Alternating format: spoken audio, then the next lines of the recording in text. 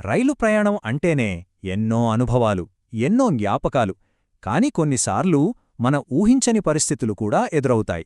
అటువంటి ఒక ముఖ్యమైన విషయం అంటే రైల్వే చట్టంలోని సెక్షన్ 138 గురించి ఈరోజు మనం మాట్లాడుకుందాం. ఇది నిజంగా ప్రతి ఒక్క ప్రయాణికుడు తెలుసుకోవాల్సిన విషయం. సరే, ఇప్పుడొక సాధారణంగా మనందరికీ వచ్చే డౌట్తో మొదలుపెడదాం.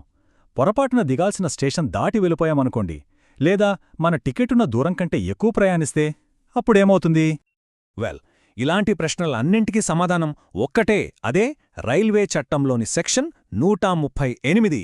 అసలు ఏంటా సెక్షన్, ఏం చెబుతోంది ఒకసారి చూద్దాం. సింపుల్గా చెప్పాలంటే సరైన టికెట్ లేకుండా ప్రయాణించడం లేదా టికెట్ మీదున్నదానికంటే ఎక్కువ దూరం వెళ్ళినప్పుడు ఏం జరుగుతుందో ఈ చట్టం చాలా క్లియర్గా వివరిస్తుందన్నమాట. అయితే ఈ సెక్షన్ 138 ఎప్పుడు వర్తిస్తుంది? ముఖ్యంగా 2 సందర్భాల్లో. మొదటిది, టికెట్ చెకింగ్ అప్పుడు వాళ్లు అడిగినప్పుడు మన దగ్గర సరైన పాస్ గానీ టికెట్ గానీ లేకపోవడం.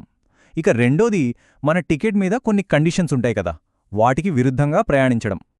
ఇక్కడొక ఇంట్రెస్టింగ్ పాయింట్ ఏంటంటే, మీ దగ్గర టికెట్ ఉన్నా సరే కొన్నిసార్లు ఈ రూల్ వర్తిస్తుంది. అదెలా అంటారా? ఉదాహరణకి సెకండ్ క్లాస్ టికెట్ తీసుకుని ఫస్ట్ క్లాస్లో ప్రయాణిస్తున్నారనుకోండి, లేదా టికెట్లో ఉన్న డెస్టినేషన్ దాటి ఇంకా ముందుకు వెళ్ళినా ఇవన్నీ కూడా ఈ సెక్షన్ కిందికే వస్తాయి. సరే, రూల్స్ బ్రేక్ చేస్తే ఏమవుతుంది? జేబుకు చిల్లు పడుతుందా? అసలా ఫైన్ ఎంత కట్టాల్సుంటుంది? ఆ లెక్కలేంటో ఇప్పుడు చూద్దాం. ఫైన్ ఎలా లెక్కిస్తారంటే, ఇది చాలా సింపుల్ ఫార్ములా.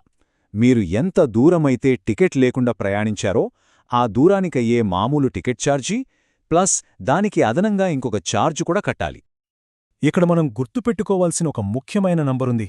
ఆ అదనపు ఛార్జ్ కనీసం 250 రూపాయలుంటుంది. అయితే ఇక్కడే ఒక చిన్న ట్విస్టుంది. ఈ అదనపు ఛార్జీ అనేది మీరు కట్టాల్సిన అసలు టికెట్ ఛార్జీ అంతా, లేదా 250 రూపాయలు.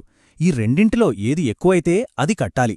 ఫర్ ఎగ్జాంపుల్, మీరు కట్టాల్సిన ఛార్జీ 100 రూపాయలే అనుకోండి, అయినా మీరు కట్టాల్సింది మాత్రం 250 రూపాయలే. ఎందుకంటే ఆ రెండింట్లో అదే ఎక్కువ కాబట్టి. మరి ఒకవేళ ఎవరైనా ఆ ఫైన్ కట్టను అంటే అప్పుడేమవుతుంది?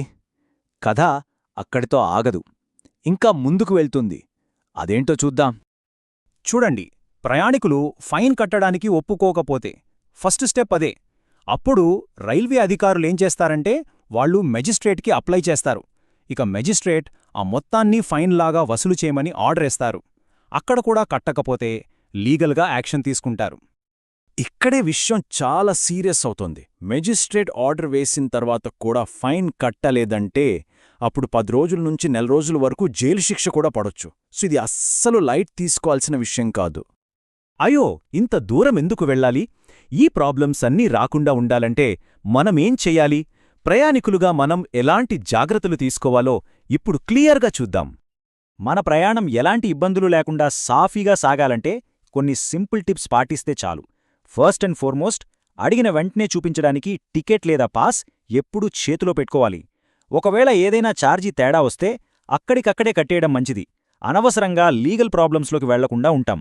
ఒకవేళ మీకేదైనా అభ్యంతరం ఉంటే ఆ అధికారి వివరాలు నోట్ చేసుకుని ఖచ్చితంగా రసీదడగండి. అలాగే సెక్షన్ 55(2) కింద ఏవైనా స్పెషల్ సర్టిఫికెట్లుంటే వాటిని కూడా అందుబాటులో ఉంచుకోవడం చాలా ముఖ్యం. చూశారా, ఈ చిన్న జాగ్రత్తలు మనల్ని పెద్ద చిక్కుల నుండి కాపాడుతాయి. సో చూశారు కదా, సెక్షన్ 138 అనేది ప్రతి రైలు ప్రయాణికుడికి ఎంత ముఖ్యమో. ఇది జస్ట్ ఒక రూల్ మాత్రమే. కాని ఇలాంటివి మనకి సరిగ్గా తెలియని రూల్సు ప్రయాణాల్లో ఇంకా ఎన్నో ఉంటాయి కదా. మనకు తెలియక తప్పులు చేసే అవకాశమున్న ఇతర ప్రయాణ నియమాలేమన్నా ఉన్నాయంటారా?